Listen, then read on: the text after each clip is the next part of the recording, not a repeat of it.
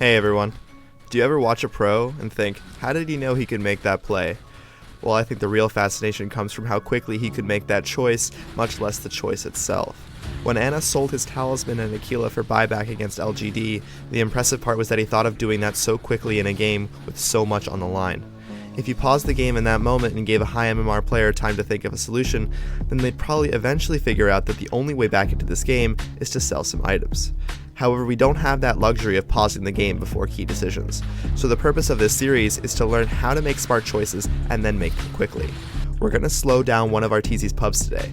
This game is only 20 minutes and he's on CK. Let's do our best to pinpoint exactly how he made key decisions. The first thing he does is taunt. You'll see a lot of pros do this. They'll spam chat lines, they'll taunt, and it's to remind themselves that this is just another game. Past the taunting and whatever ritual you have to get your head in the game, the trick to a successful opening bounty rune is information.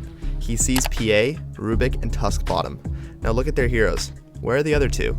The Leshrac is either at his bounty rune, or he's blocking, and the Night Stalker we still don't know, but can assume he's somewhere around here. The NS appears, and Arteezy pings that he placed a ward, and since Leshrac is definitely blocking, now they can gatekeep both bounties, as well as deal serious damage with Venge's W. He knows that he has a stun in case NS wants to challenge him to this bounty, and look, they were able to get both runes.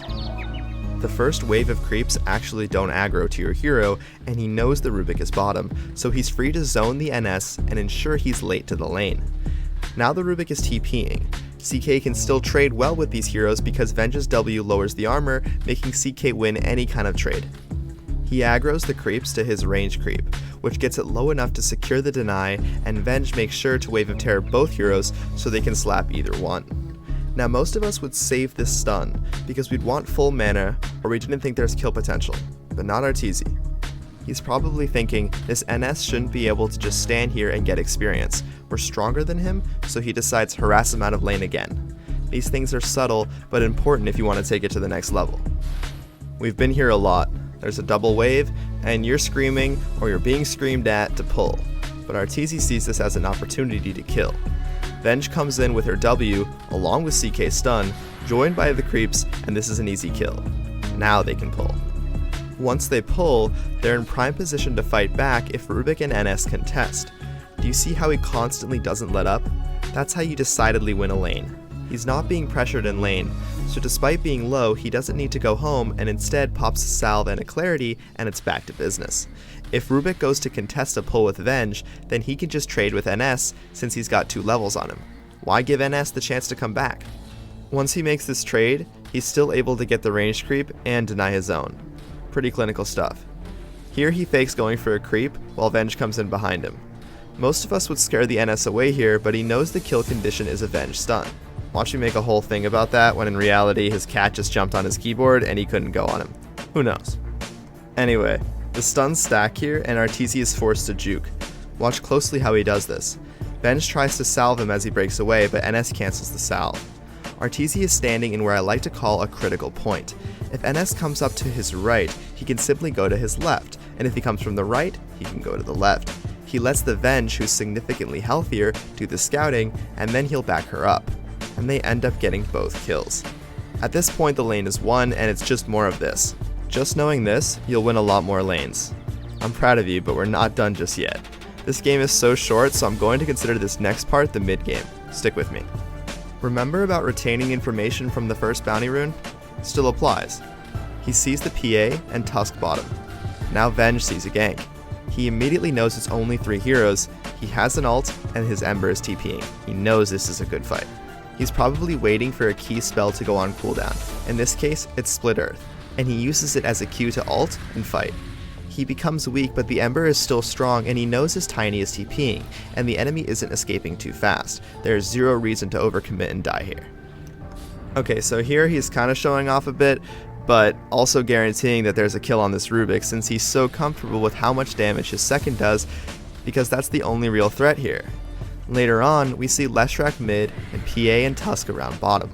No tower is in real danger, and neither is he. It's safe to ult and farm faster since it's on such a low cooldown. This is a trait of all good carry players, but Arteezy is perhaps one of the best at it. If he's farming by a fight, he'll seriously consider helping. He's already ulted, why not save the day? Ults up again, and the enemy team is on his hill at the tier 1. Intel tries to save mana and TP and ult. Again, this is an easy decision for him because he's aware of where every other hero is and knows it's just the Rubik, Lesh, and Tusk.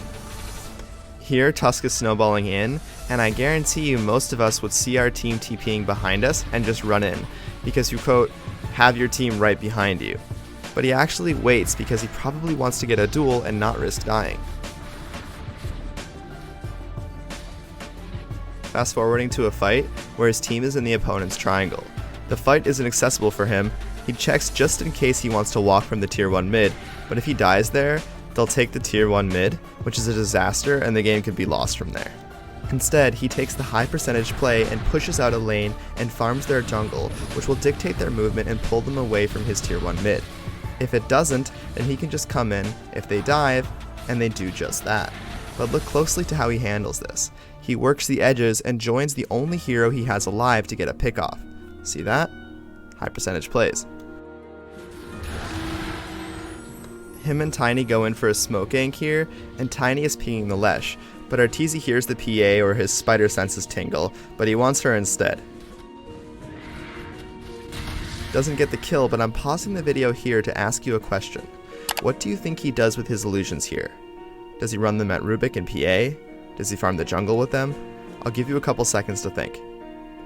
Okay, so he actually cuts the wave with them. It's more gold, and it puts a lot more pressure on the enemy. That's a pro gamer move, because he looks at the clock all the time, even in tense situations like this. Okay, last fight and we're done. This is perhaps one of the most important things he does. He knows the enemy is above him from Lesh's edict, but just because he's top net worth doesn't mean he can just walk up that hill. Instead, they find NS and he doesn't split up with his team and get baited by the Tusk. Even after using his ult, he knows he's strong, but not enough to take on the whole team, and instead sends his illusions to the right, keeping them alive for later in the fight and using them for vision in their backline.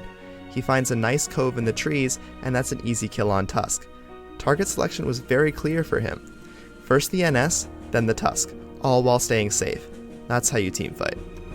So later on, Dire wins one more fight, and EE gives the GG. But wait, there's more. Yes, that's a professional player breaking his own items. Does that mean you should do it? No. You are a PMA player who doesn't do that. Thank you for watching, guys, and have an absolutely incredible day. Bye-bye.